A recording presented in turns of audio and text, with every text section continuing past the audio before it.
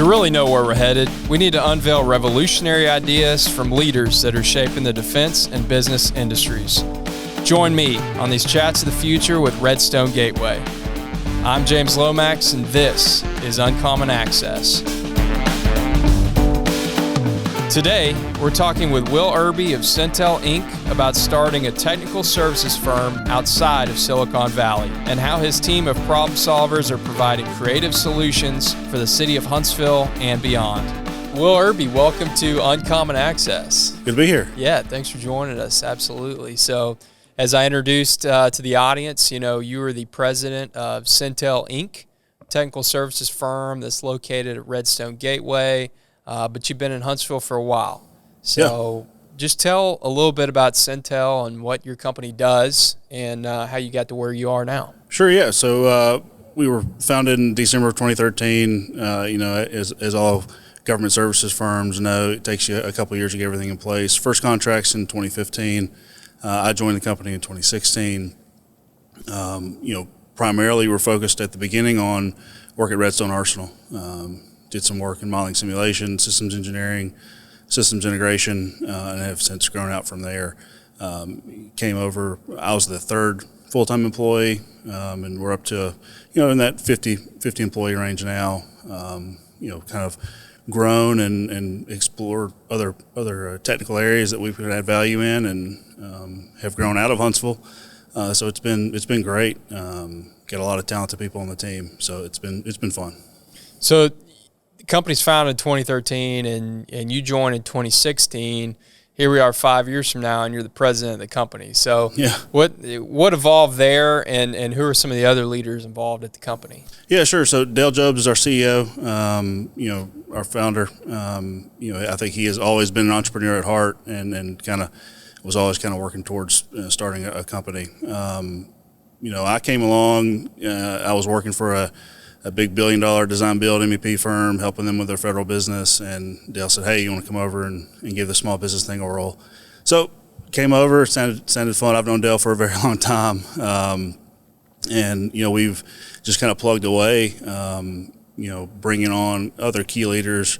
We got a great team of directors who each oversee a piece of business, and having them on the team is huge for us. Great business office, helping kind of the back end infrastructure. So kind of the path to where we are now has just been look for opportunity. How can we add value to our customers, and just kind of sprinting in that direction.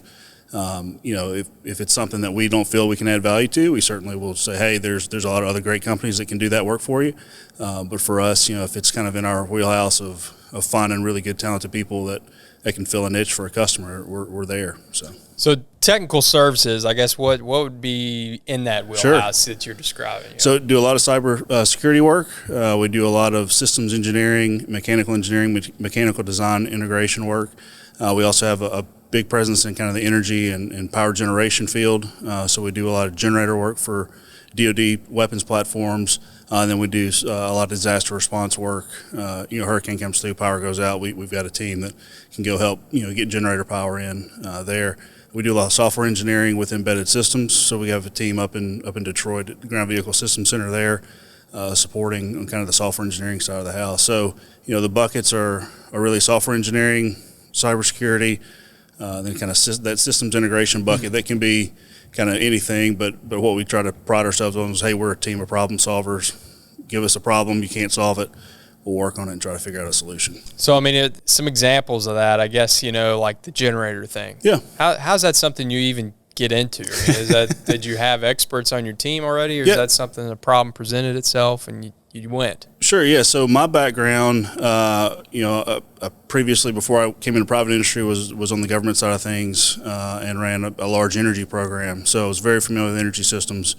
When I came over as a billable employee, I was focused on generators and systems integration type work. So that's kind of how we first got into energy and power systems. And then some of our teammates, we have on the team one of our directors and one of our project engineers. They're Navy CB combat electricians, combat engineers. So, they're very familiar with tactical power and generators specifically. So, we have this niche of we know generators, we know how to size them, we know how to integrate them. It's not something a lot of folks do, that we've, just by nature of the folks that we have on the team and know that we're able to do that work really well. That's very cool. And then, like, obviously cyber. I mean, everybody talks about cyber. I mean, we're having an Alabama School of Science and Cyber Technology, for instance, that's coming to Huntsville, a state school. A lot of people talk about cyber, but maybe not really get what that is. Is that literally like the Matrix green screen where you're working with hackers and counter hackers or something, or what goes into that? There's certainly parts of that in kind of the larger cyber conversation, where I think a lot of folks in our industry work is kind of the documentation process side of the house to make sure the things that we're doing, the systems we're designing are going to be, secure and compliant with the requirements that we have. And so that's kind of the piece that it's maybe not as sexy as the guy with the Matrix and he's coding up and hacking into something. But the reality is a lot of cybersecurity is built around securing systems at the design component and the design phase so that down the road they're not vulnerable when a threat comes in. And so we work largely on that side of the system of software security when we're building that software, or systems from a whole. Are we architecting them in a way that's proper and going to protect them long term? And that's really what a lot of the cyber industry is kind of more on, let's build it from the start in a way that's secure versus having a team that's in a room with a bunch of computer screens and everybody's hacking. That seems to be the exception rather than the rule. So is that kind of like private customers, or is that public customers? Is that working with the agencies? And a lot of working with agencies, labs. There's a large cyber team at the Aviation Systems Center out at Redstone that's working on cyber stuff, and then each agency has their own cyber component.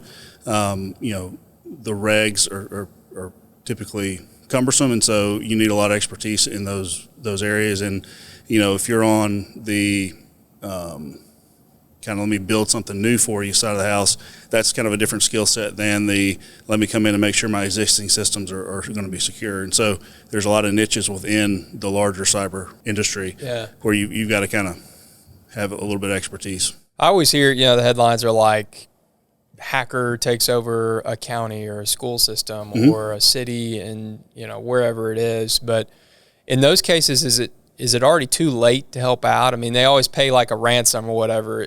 Is that too late in the process to do anything about? Yeah, for sure. If you already get somebody in your system, it's probably too late. But I think for folks that are out there and you're worried about your systems, there are numerous companies that can come in and help you audit your systems, identify any vulnerabilities that are out there, and help you secure them. And it may mean you have to spend some money to bring new systems in.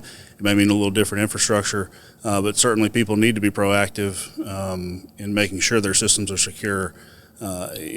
You don't want to get in a situation where you're paying large ransoms just to get your information back.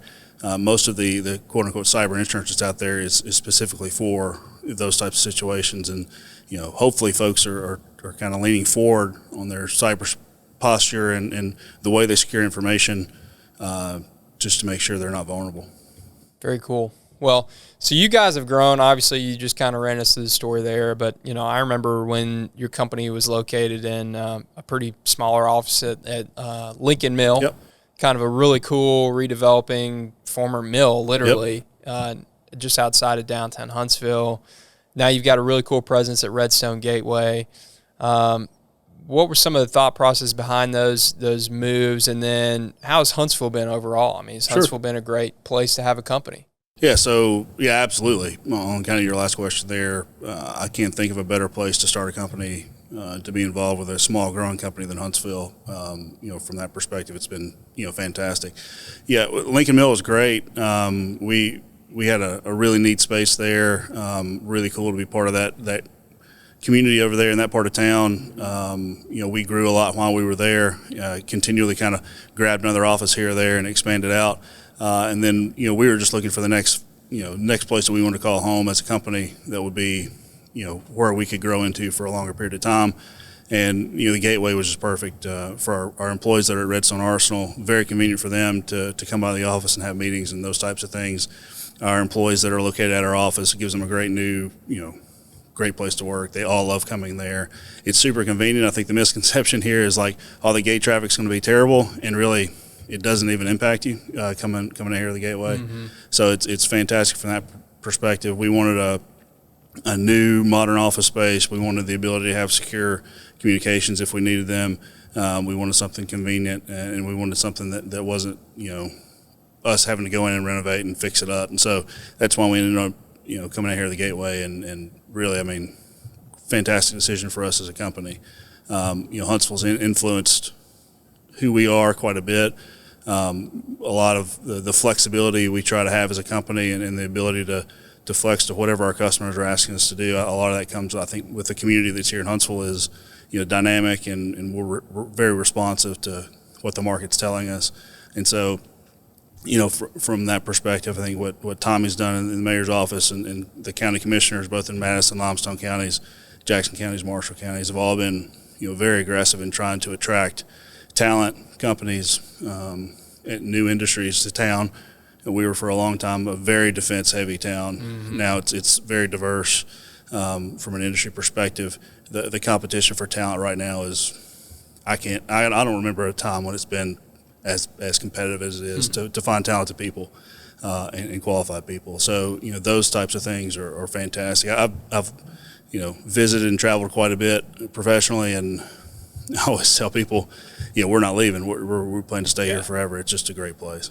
Yeah, I think there's this common misconception I've heard from some entrepreneurs that Huntsville is not a place to start a major company because it may be harder to attract VCs than maybe like a major city like a Boston or West Coast or whatever. But it really hasn't been the case. And companies like yours are a testament to that. Yeah, absolutely. So, you obviously have a very big government footprint here. So starting a technical services firm is probably, there's no better place to start one in the nation. On the other side of that, I think from a tech development perspective, we have so much technical talent in Huntsville. You can start any company you want here if you're developing some type. American Wind is a great example. They make these little wind turbines in cubes. Only people in the world doing what they're doing, and they started here. And so there's other examples of that, but it's a great town to start. There's no reason you got to be in Silicon Valley or Austin or wherever. You can start a company wherever you want. Now, attracting funding is a different conversation, but a lot of that's most folks that are interested in investing, they want a good deal. And so you have to think about that aspect of it. Here, and honestly, if you're starting a tech firm, going to a place that's cheaper to start one is probably a pretty good idea. Yeah. Well, so you hit on a little earlier a really big thing, and that's attracting talent. Yeah. So, I know you mentioned in part of your facilities, it's having a nice modern facility. What are some of the other things that your company's doing to be competitive in the marketplace on getting talent? Yeah, obviously, benefits packages are kind of the go-to that people talk about, but I think it's about culture as much as it is anything. Having a place where people care about their employees and they understand that they're heard. If there's an issue, they bring it up. You're responsive to handle that. Having that reputation is important. Opportunities are out there for everybody right now. Most employees have just about any opportunity they want, and so creating an environment where they feel like they're valued and they're providing value to their customers and their team, and that they have the resources they need to do their jobs is critical. And so if you've got an employee that is, say they're direct on site for a government customer, but they need something else to do their job, as a company being willing to say, hey, okay, we're going to get you that so that you're able to do that, and they don't have to go through a bunch of hurdles to get something done. And having that infrastructure is critical, and you've got to have a place to do that. People have to have the ability to get their jobs done and done well. So let's just pivot a little bit to COVID-19. How did your business be impacted by it? Sure. So we had done some stuff pre-COVID to kind of position us to be able to handle that from an infrastructure perspective, which was good. We didn't think there was going to be a global pandemic to deal with. However, we were kind of just wanted to do those things. We've always tried to be a small company that acts a little bigger than we are. When COVID first happened and everybody had to go home, there was a lot of uncertainty. Everybody was kind of what's going to happen next. As a company, we're very flexible. And so, I think our leadership team had the projection of, hey, we'll be fine. We'll figure it out, take it as it comes, and just make sure that we're responsive to our customers and we're getting the work done, and kind of the rest will take care of itself while the contract stuff changed and the government put out its requirements for on-site, off-site, telework, whatever it may be. So, that was good for us on the front end. I would say April and May were, a lot of corporate communications, a lot of meetings, just making sure that everybody knew what was going on. And then once our teams kind of settled into what their individual customers were doing, got all the telework agreements set up and all the infrastructure that they needed on the government side set up, things moved really smoothly. For us, I would say, we were minimally impacted. We were able to flex, have people work from home very quickly. If people needed, monitors, hardware, whatever it may be, we made sure we got it to them very quickly, so that there was no gap in service for being able to meet their customers' needs. So that was good for us. It ended up working out really well. We maintained our office space, obviously. One thing that we did see probably 3-4 months into COVID was you could tell people just missed the human connection. So morale and absolutely. And so we started having folks come back in at different intervals, and we flexed those schedules so there weren't too many people in the office at one time and those types of things. But what we found is that over time people kind of wanted that, and so we started saying, hey, if you feel comfortable and you want to come back, we had mask requirements in the office. We had all these other rules that we were trying to make sure everybody followed. But for us, the name of the game was flexibility. One of the things that I think the telework and folks not being in one place does is it stifles creativity and conversations. Not that people don't want to do it, it's just that there's no opportunity to do it. You have to set up a call and have a web meeting for somebody. It's very structured. Let's be spontaneous and have a meeting tomorrow at 2:00. That's not a great way to do things. And so, people have kind of wanted to get back to some type of mixed, office or telework approach. And, we've continued to remain flexible. I think we will always have employees who say, hey, I want to telework and nothing else. And you'll have employees who say, I don't want to telework at all. I want to go to the office. And you'll have somebody in the middle. And I think going forward, to be competitive as a company attracting talent, you're going to have to be flexible as much as you can. Sure. Those of us in the government services space, we have to respond to our customers' requirements. But as much as we're able to do, we want to be flexible. I think we'll see a mixture going forward. Different customers kind of said different things may happen. I know some are pushing for at least a modified work from home, come to the office type of approach, hoteling, whatever it may be. I do think that we'll start to see more and more folks go back to the office on a more regular basis, which I think will be good overall. And there are some jobs though that don't require it, and sure, if they can effectively be done from home, then they should be. Yeah, well, obviously I sell office space for a living. Yeah, so absolutely. I want people to return to the office as soon as possible. But, what I've heard from a lot of my customers and clients is that they're kind of lacking in the 3 C's when everybody works from home, I say. So it's kind of your culture, your collaboration, and then the control, and as far as quality control. Yep. So I think more people coming back to the office can help improve all those things. Yeah. I know, like, for instance, my wife got hired in the midst of COVID, and I don't even think she's met some of the people she works with, formally or in person. So I think some of that makes it difficult to have a company culture and make sure people know what our company's all about. Yep. If you're just hearing about it, from a yeah, personal. absolutely. I think culture is the most difficult one to handle out of those. It's communications not as bad, but certainly there's a connection that is missing when you're not sitting across the table from somebody. Sure. I think the control aspect is a little tougher. I think in order to add the most value we can, we have to trust our team to do their jobs and then hold each other accountable for doing well or not doing well. And so, that's a big part of, is a company the right place for somebody? If you need a ton of oversight, you need to be on a team that you've got a lot of integration and oversight on. And if you're one of those people who says, hey, I just kind of want to be left alone to do my job, then great. I think it's another thing about finding a good fit. We used to have a joke at Centel, if you're looking around wondering whose job something is, then it's your job. Yeah. So I think that, grab a pack. Absolutely. Yep. So, yeah. Yeah, like you mentioned, you made a jump from a large company to basically a startup, 3 employees. I mean, what goes into that decision? Was that scary? And then what's the work-life balance when you're getting a company off the ground? Because we have a lot of entrepreneurs that listen to this. And then what would you say once the company is a little bit more stable, does the work-life balance change at all? Sure. Yeah, so the jump, I mean, certainly there's the risk associated with that, going from a very large company to a very, very small company. For me, I was traveling, when I was at a big company, I was traveling 200 to 250 days a year.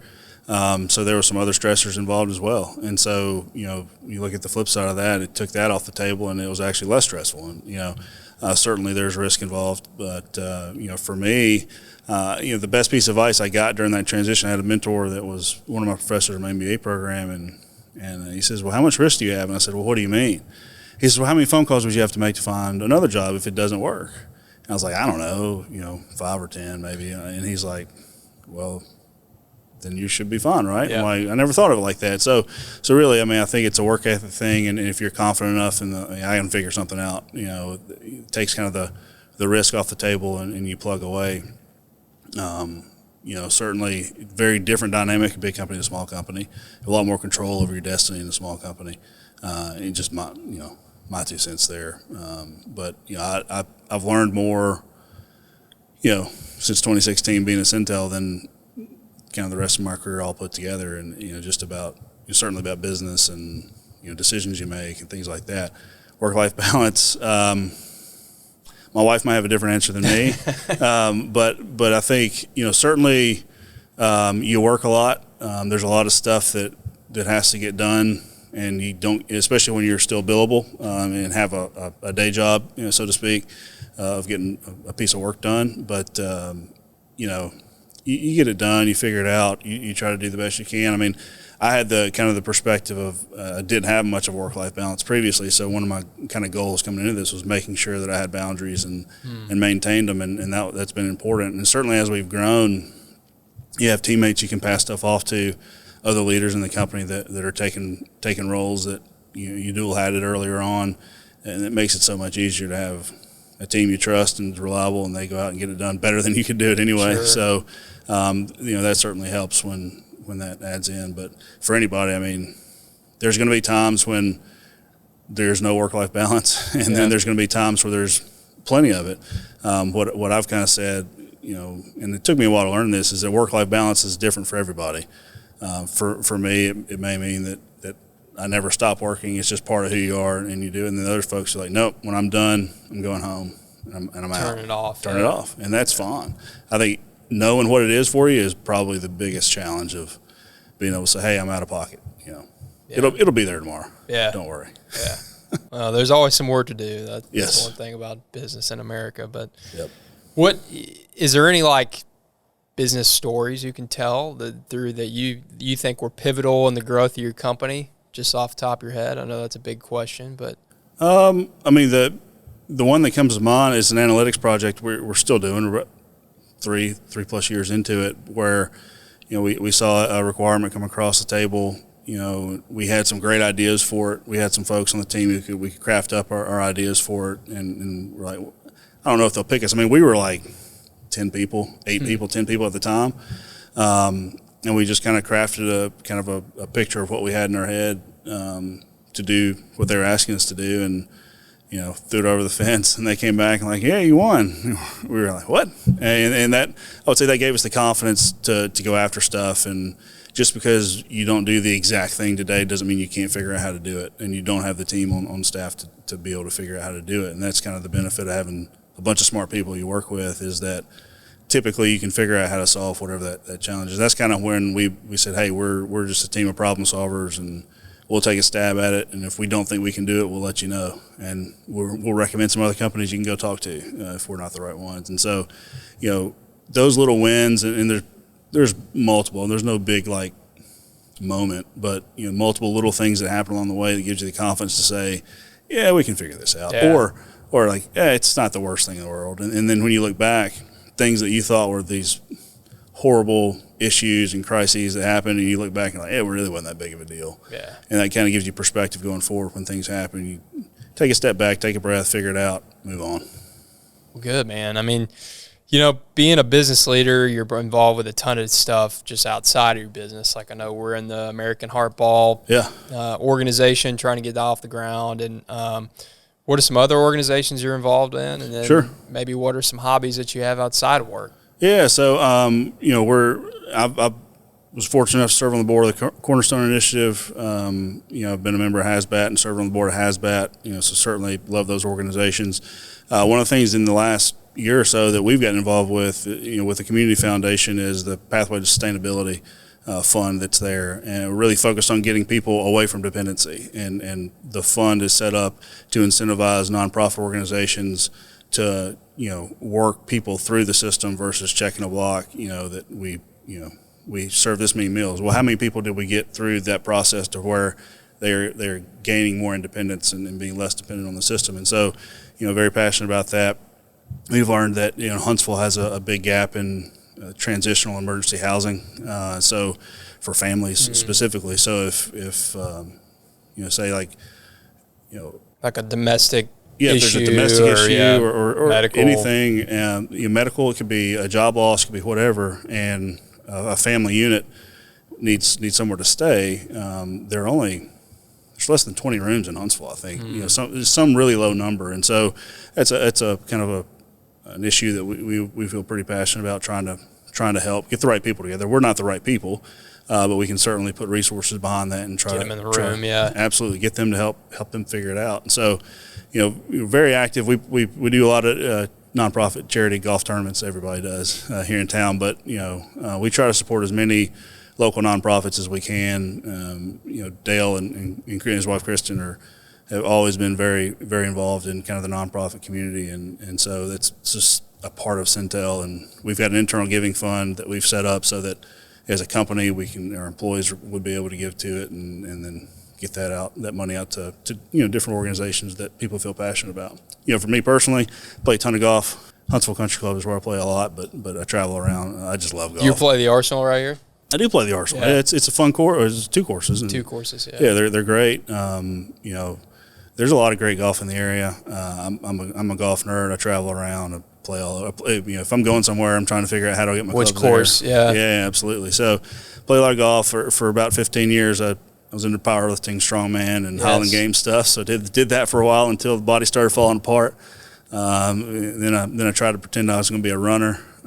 Still run, but it's just slow. So other than that, it's just my daughter plays basketball. I've coached her since she was in kindergarten, and this coming year will be my last year to coach her till she goes off to middle school. And she rides horses, so spend a lot of time at the barn. So. We can always build out a little gym on the back of your space there. Overlooking the water. Yeah, well, at this point, I just cheer people on, and but I'm always very active. I'm just love doing stuff. Kayaking, I hunted for a while. I mean, just activities. And it probably helps, like you said, you're working all the time. Probably helps you decompress and that's the great thing about coaching youth sports is for those 2 hours that you're with those kids, don't think about anything else but that. And Dale coaches soccer, and that's one of the things he and I talk about a lot is like, hey, when you're doing that, you're not doing anything else. You can just focus on that, and those kids are everything you're worried about, and it's fun. So, Will, what would be one of your bucket list places to play golf? There's a lot of them. So I've had a big Scotland trip planned. Was originally supposed to go over 2020 in May. That did not work out because of COVID.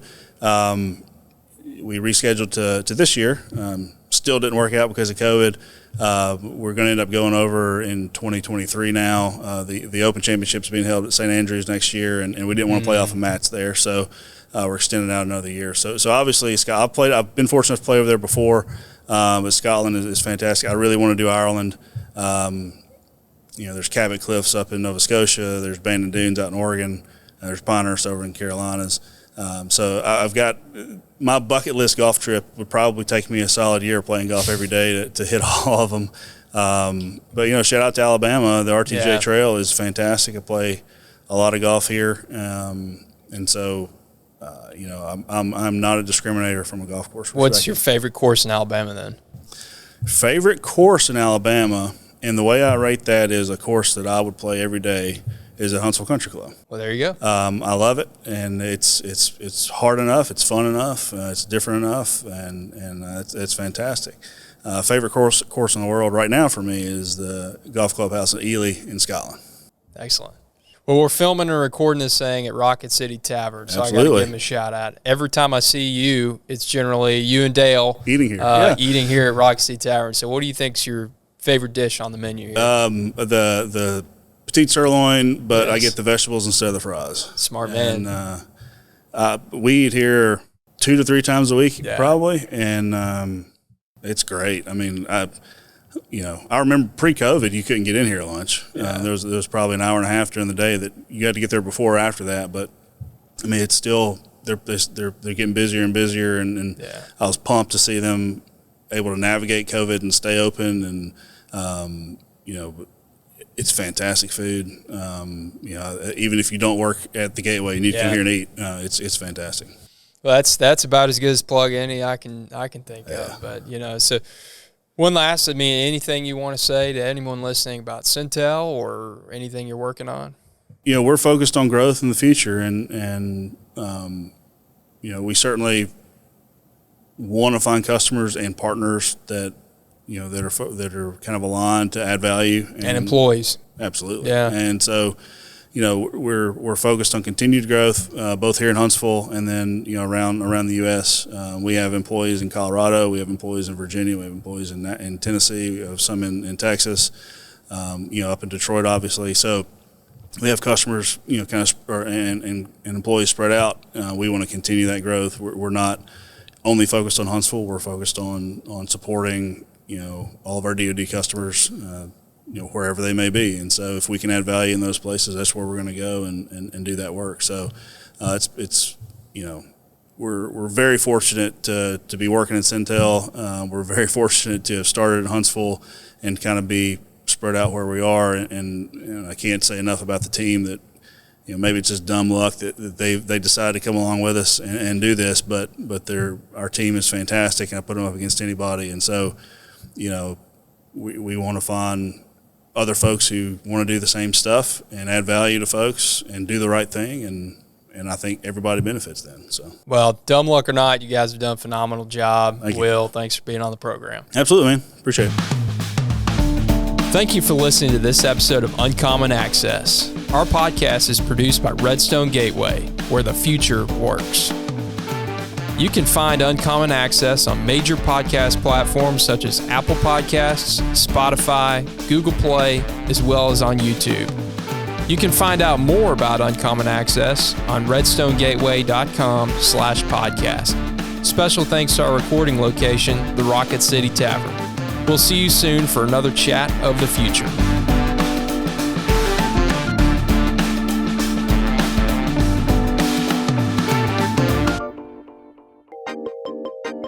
Uncommon Access is recorded on location at Rocket City Tavern. The tavern is conveniently located outside Gate 9 at Redstone Gateway and serves up delicious food with an unbeatable atmosphere. Rocket City Tavern is where history and people meet for great food and drinks.